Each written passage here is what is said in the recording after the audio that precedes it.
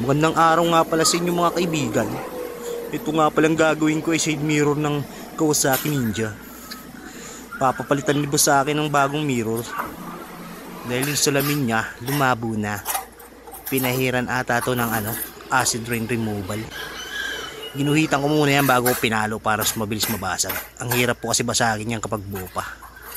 Ayan na po. Tapos nakita ko po agad yung pattern.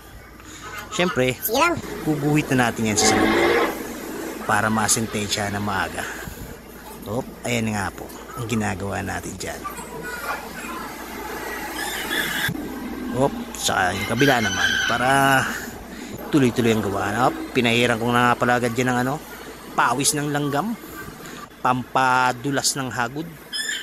Kita nyo naman po, slowly but surely, mabagal lang dapat para yung guhit ay tama lang.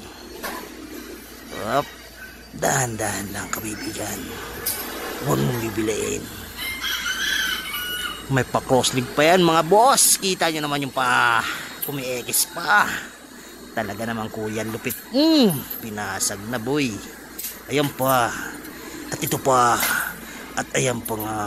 Yun. At syempre papahirang kulit yan ng pampadulas. Yung pawis ng langgam na mahirap ipunin. Sa sobrang liit ba naman ng langgam. Ayan na naman. Slowly lang para madali na maganda.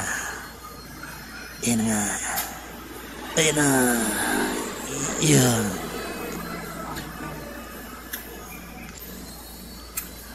Pinagdurog-durog na naman ulit. Last pila. Another one.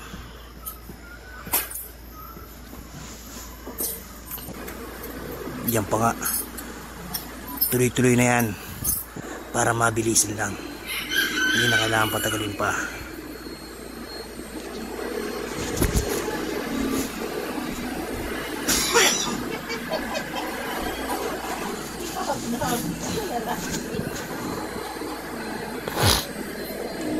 Susunod na nga po dyan ay ihahasain ko na yan pagkatapos ng trabaho na yan. Diretso hasa na yan. Gamit ko dyan yung bato.